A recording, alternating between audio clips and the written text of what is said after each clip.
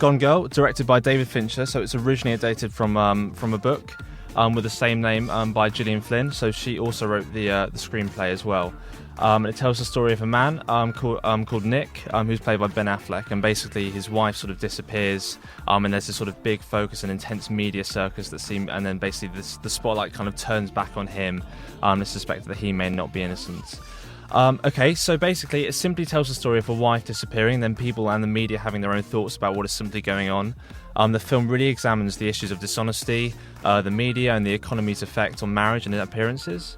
So right at the start of the film, we're able to get a glimpse of this sort of like wonderful married couple, and everything sort of fits perfectly, and everything's sort of beautiful and wonderful. And you can actually make the mistake right at the start of the film for saying that this is all positive, this is all great.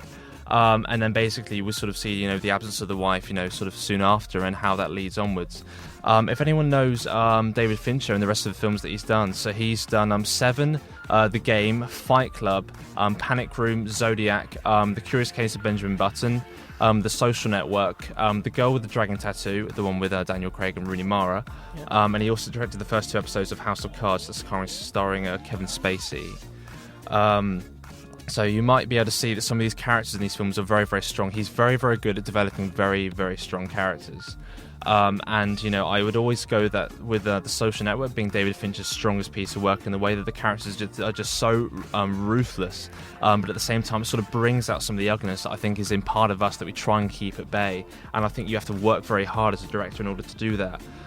The romance between the characters of Ben Affleck and Rosamund Pike is quite actually cathartic and really wonderful in a way where it actually puts quite a smile on your face, apart from everything else that is going on at the same time. So throughout the film we have these sort of various cutbacks to the past relationship and then back to present of trying to find his wife, and you've got this wonderful mixture where it sort of bounces back and forth between the past and the present, and every time that I was in either setting, I would just be wanting to go back to the next part. So there would be, throughout the whole running time, there was never a part where I felt bored. It was very much just trying to get through the rest of the film.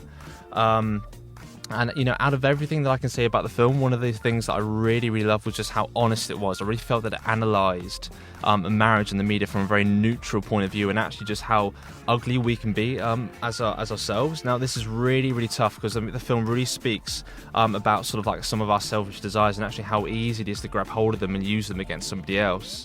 And there's this whole thing about the media and the paparazzi and just how quickly people can turn against you when actually all you've shown them is just your absence.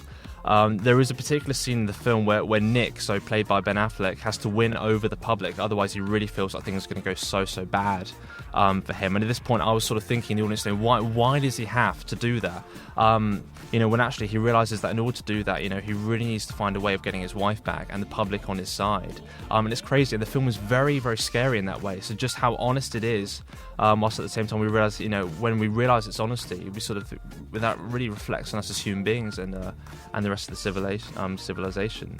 So the film is shot on a really beautiful 6K resolution, and it's really stunning in the way that it's shot. I've always admired Fincher's style of having just so many shots that are just sort of static. So you just feel like an observer in the room, just staring at what's happening. So it's definitely a psychological thriller that, even with its lengthy running time of 149 minutes, so I was never bored. I always wanted to see what happened next, so it would be interesting to see what it's like when it comes out on DVD and Blu-ray. Ben Affleck and Rosamund Pike are just, wow, fantastic, very, very believable performances, and all round it's just not a film that's just to be missed this year.